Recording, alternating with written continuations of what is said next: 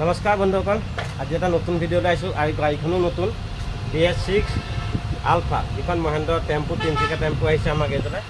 আৰু গাড়ীখনে মিছ কৰে, ষ্টাৰ্ট বন্ধ হৈ যায়। বোলো বন্ধুসকল দেখাই দিম গাড়ী কোনখন কেনেকৈ ডিজেল পিঠা হ'লে আপোনাক সকলোবোৰ দেখাম। আৰু এইখনে হয় আলফা।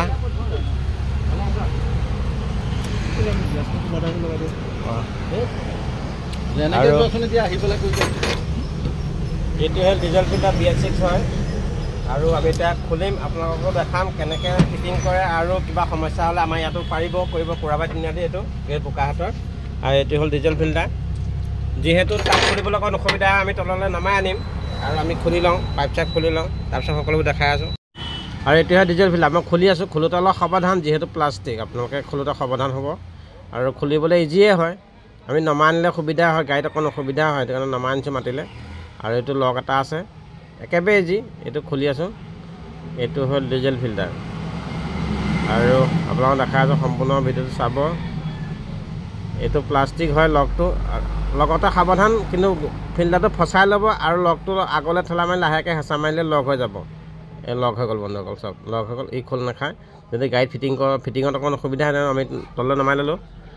আৰু যিটো এইটো চেঞ্চৰ হয়, যেতিয়া লেতেৰা থাকে ইয়াত ডেকবোৰ্ডত দেখাই দিয়ে। এইটো চেঞ্চৰটো মানে নতুন লগাই, মানে আগতে খুলি পেলাই চফাকৈ লগাই আছোঁ।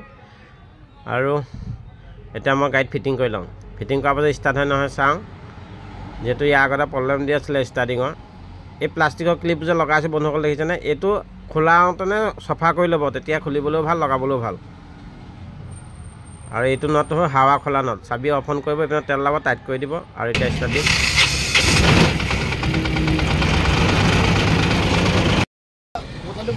আৰু এই গাড়ীখন নতুন আনোতেনে কেইদিনৰ মূৰত ইনজেক্টৰ গৈছিলে?